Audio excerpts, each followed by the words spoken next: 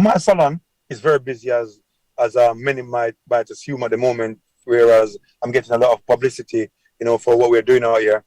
But I think one of the greatest characteristics of mine, Kashima, is that I literally keep it real to my day ones. My day ones meaning people that's been there for me a long time. Of course, I take walking. I'm a person that I'm the busiest of any barber you can think of, but I always create a space. I'm a person that if I know that I've just come in from Manchester to see Raheem or Germany to do Jaden Sancho or Bellingham or anybody that's been in Germany, and I arrive at 4 a.m., I'll be at my salon at 5:30 a.m. opened up to do my local clients. It could be the person it could be the mom that only got £5, and I would say £5 if it could be equivalent to like say $50 Jamaican then, and that's all she can afford for me to trim her son. And I'm the person that's still gonna cut her sons, and I'm still gonna create that environment for them to can express themselves to me. We have that great laugh and everything, and that's what I'm saying. I'm not a person to come and to put judgment on what person I've not. So I make myself available in my salon whenever I need to make myself available, whenever I can. And I could be in the salon at 5 a.m., cutting until 6 a.m., 6 p.m., and then I have to leave the shop, run to Manchester to do my high-profile clients. So it's a bit of, like, I don't care who the person is, or everyone I give them the same amount of respect, whether it's my so-called high-profile client or the so-called normal clients, which I call my day ones, which has been there since 1998. That's seen the growth, that's seen the development. And I'm not ready to close them doors on them at Kashima. And that's probably one of the reasons why I make my job more difficult, because I'm always there for them. They come to the salon, they're happy to see my growth. They speak to me, they tell me that raw, they're so proud. The energy I get is so real. In my community where I'm around people that see me as a little teenager come up from Jamaica to walking down the street as so-called HD cuts now. It's just great pride I take into that. And I'm not ready to give up on my day ones at Kashima. So I keep it real. Walk-ins are available, man. And I'm always trying to make myself available for everybody. Yo, that is awesome. I really love what you said about, creating and having that platform for walk-ins, and you're still true to who you are. So that's you 100%. Within yourself, you are being your day one self. And that's great. It's so funny because people almost like when they walk to the salon, people are coming from China, Australia, you can name it. They come here and they come in for picture. They come in for this. But when my normal, or so-called normal, I would say, because I'm not trying to put anybody down, right? And just people say it's normal, innit? That's how we talk. We're just normal or whatever. When they see what's going on, they're like, you can't believe you're just keeping you haven't changed. You're being the same. You're here laughing, talking, eating, drinking with us, playing around. And so I don't even know another way to do it. Honestly, I just don't know. That is beautiful, man. No, you not only cut here, but you also add color. And by the way, I'm completely in love with the color you did on Paul Pogba. That is really awesome. Absolutely love it. How did you get into coloring? How do I get into coloring, Kashima? This is the crazy story, right? I think coloring has something to do with where the brand was hitting at a global level. Why do I say that? Quite a few number of years ago, when Moussa Dembele became one of my clients, the brand wasn't even born yet, right? He told me that, you know what, he got the Euros, he played for the Belgium national team, and this was the first time I'm going to go on a plane, when he told me that, bro, can you come to Belgium to cut? No, sorry, they were playing in France. He said, can you come to France to cut us? I was like, huh? I had to replay that in my mind about 20 times. I couldn't believe he just told me, I'm going to go on a plane to go cut hair. And I'm like, okay, cool, safe, all right. He said to me, okay, one of my teammates, Raja Nangalan, he was playing for Roma at the time, and he became a brother to me. He said to me, Nangalan was like a Paul Pogba, so it's a Paul Pogba of his time, right? He loves his hair, he likes changing his hair, he changes his image every time, and he likes to get his hair colored. At this time, of course, anybody can dab a bit of dye on anybody's head, Kashima. That's normal, isn't it? You can throw it from a mile and it sticks onto somebody's head. But I knew how to dye on somebody's head, but I had no idea about color. So there was a girl that was working for me at the time named Vicky, and I went to Vicky's house about 2 a.m. the night, because this is the time I finished work, right? Vicky was waiting up for me. I said, Vicky, I got a flight at 9 a.m. and I need to go do a color. Vicky, I don't even know how to start it. I don't know. Can you tell me the process? Can you just tell me what I need to do, what I don't need to do, the best product I bought? I went to the hair salon and I bought like the best of the best. I started watching YouTube, Googling everything, and I've done this before I met Vicky. So I had an idea about the products and what I need to do. When I saw Vicky, I said, just give me the basics. She taught me through it for about 2 hours. I was in the house till 4 a.m. I went home, packed my suitcase, and just other shower and went straight to the airport. When I touched Norge and England in France in the Euros for the Belgium national team, it was a history. I was traveling to Rome in Italy every week for like 4 years to do his hair consistently because he loved what I did that day.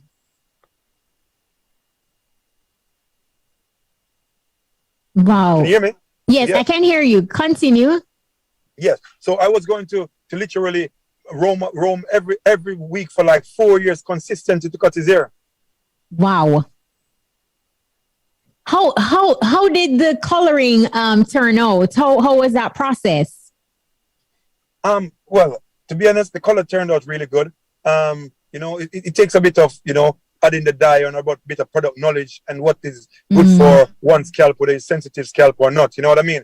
And it's kind of crazy that one of my biggest viral moments for the last few months ago was the Phil Foden when I dyed his hair for the England national team. And it went viral. Everybody wanted to dye the hair like Phil Foden. Everybody was talking about if England win the Euros, we're going to dye our hair. And it's crazy that the brand actually started off from dyeing hair. Then it went down to me doing Phil Foden, and it just became a big part of the Euros that just left. What is that feeling like for you when, there are big matches and you're watching these games on your HD big screen television, and when you look at these football stars and you see their haircuts and knowing that, look, that is my work, I did that. What's that feeling like for you? What's that feeling like, Kashima? It's a great feeling. So many people may ask, and I might as well throw it out there, what team do you support? Because many people think, what team does HD support? He cuts everybody.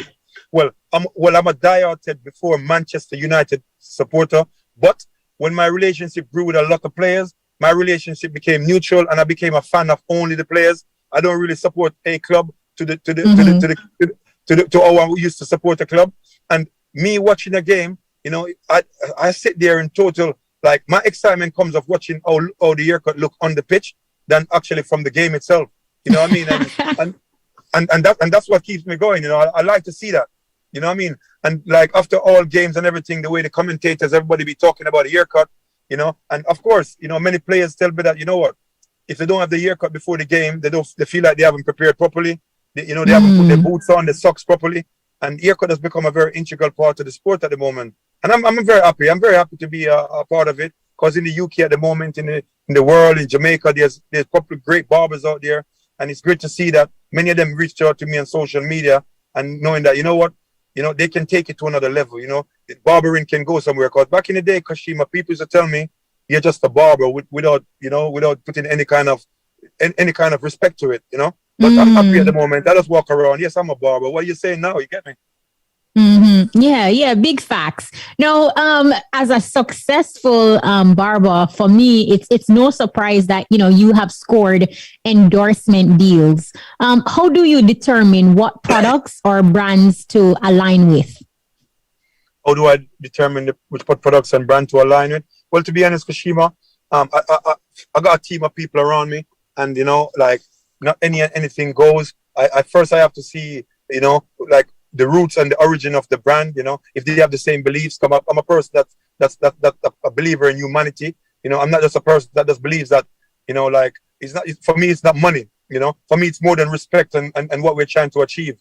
You know what I mean? And if the brand definitely works around what I believe in and my ethos in terms of how sharp I want the haircut to look. And, any product I use, I believe in the product, Kashima, because I use it, and I use it because I want to use it, not because somebody wants to endorse me. You know what I mean? So I'm a person that believes in that once the ethos matches what we represent at HD Cuts, then we can give it definitely a run. No, in talking, I realize that you work a lot and you're very passionate about what you do and you go over and beyond. But, you're also a family man. What do you enjoy most about being a father, and how do you create that balance? How do I create that balance? I must say I'm struggling to create the balance at the moment. I do find the balance, but it's not something that's, that's the easiest of things at the moment. What do I enjoy? I enjoy being able to provide for my family. Like there's times when, as a kid growing up in Jamaica, there's times when you need certain things, and I'm not talking like no. Well, in terms of even to do with your education, you might want to go on school trips. You might want to go on certain things to do with your school, and my parents couldn't afford it. I knew what it felt like. So I just wanted to make sure that my daughters will never know what that feels like. I'm trying to create a legacy for them. What me working hard now is creating a legacy for my daughters. You know what I mean? And it helps when you got a great support network, because I got like, my wife is like a great like support for everything. She's been there since I just came from Jamaica. You know what I mean? So she's seen me. Me and her used to sleep on the floor, like when we didn't really have any accommodations and all that kind of stuff. So she definitely, she understands the journey, and she believes in me and what we represent.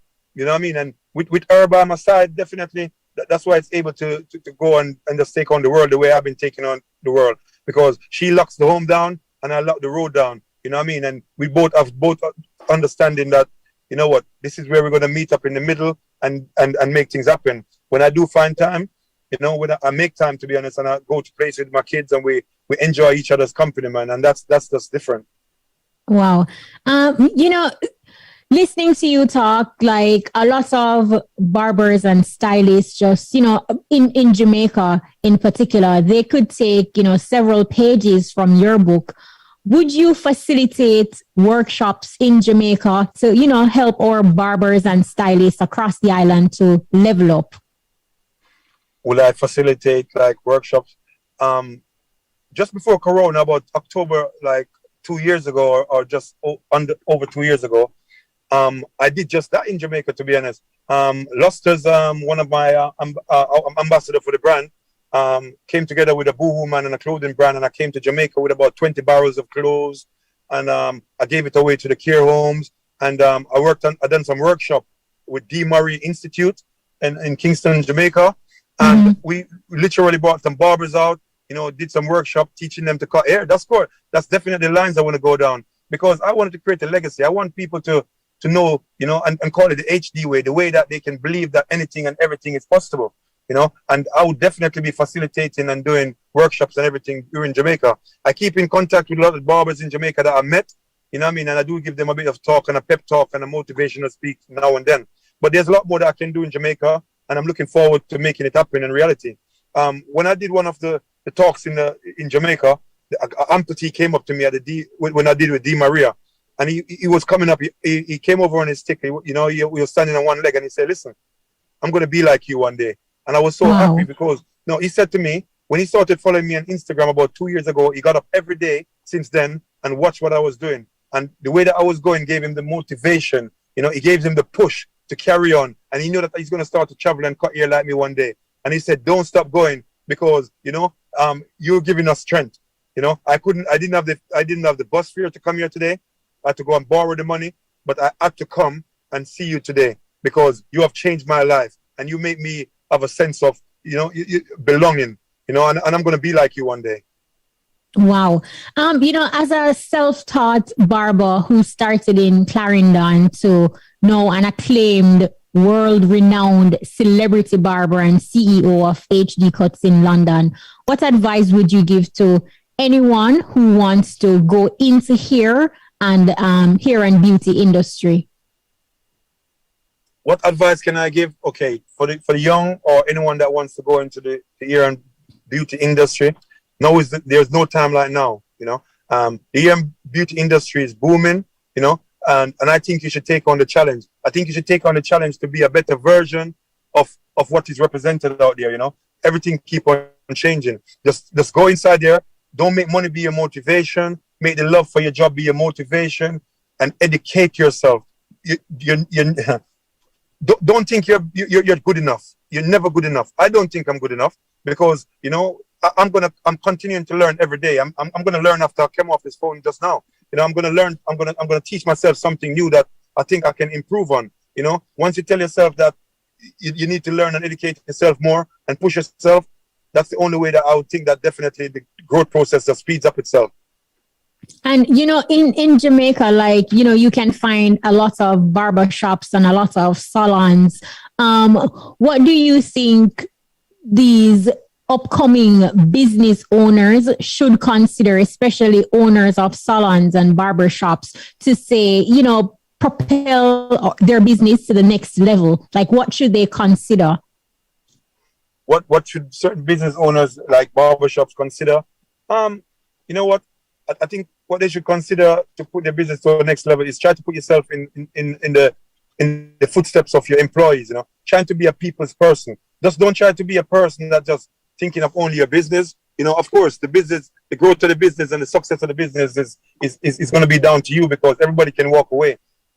But if you become a people's person, as my granddad said when I was growing in Jamaica, respect is better than pocket money, man. Once you put respect at the forefront of everything you're doing, you know, you can achieve a lot. You know what I mean? And before you go into a business, educate yourself on what you're doing. You know, teach yourself the ways. Don't just allow people to tell you some stuff. You know, just teach yourself and learn every department that you're going through. And trust me, it can be a big success. Just be resilient. You're going to be knocked down, kicked down, step on. You know, you're going to be run over. You know, many occasions. But just keep that focus. Just keep that drive and never stop. Is there any plans in the making for HD products, HD memorabilias that we can look forward to? What are some of your plans as it relates to the HD Cuts brand? What is some of my plans? Well, definitely products is definitely coming. We're working on a few apps at the moment, booking apps, etc. The clothing line is definitely coming through. People in Jamaica, Africa, Caribbean, Australia, everybody in the world, to be honest, is going to be able to subscribe to our HD Cuts Academy that's coming soon.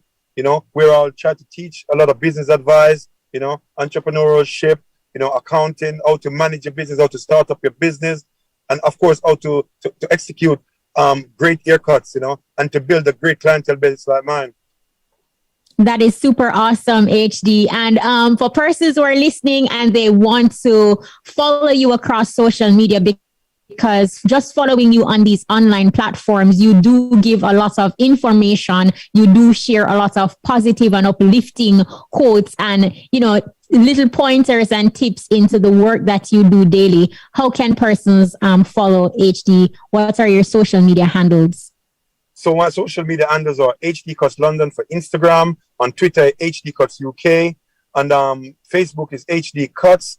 You know, if you're in London and want to come and see us, we're located in Battersea near Chelsea, 103A Lavender Hill, Clapham Junction. You know, we're here to welcome everybody. Don't think you have to be a superstar to come through your door. Anyone that comes through your door is a superstar, and you are. I love it, HD. You have given us so many gems today, and I'm truly grateful that we're able to have this conversation. And, you know, finally, do you have any advice for just people in general who dream to be successful, and sometimes on their road to success, they get, you know, hesitant along the journey. The journey sometimes gets hard. Any advice for those persons listening now? Any advice I can give to any person that's dreaming of success? And when I moved to Frankfield, Clarendon, to live with my aunt said to me before she died, rest in peace, right? She said to me, you're going to be a superstar barber one day. I don't know what she saw in me, because I didn't even see it in my own self, you know? And when she said that to me, she spoke it to me.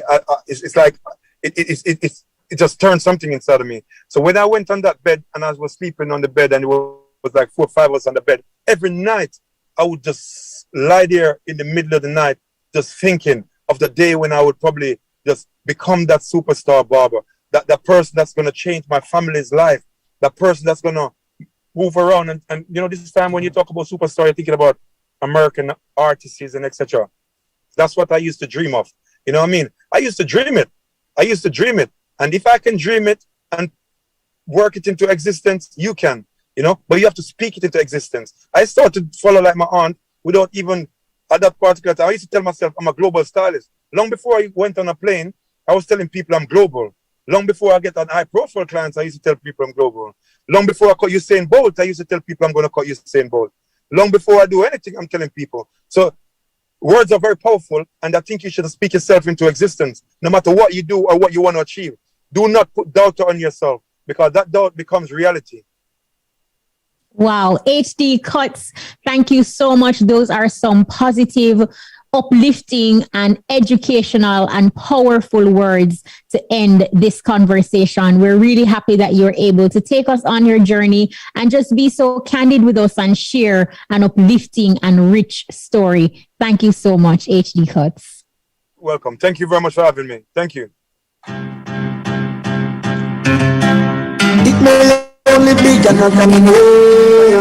That was Sheldon Edwards, a celebrity barber, owner and CEO of HD Cuts in London.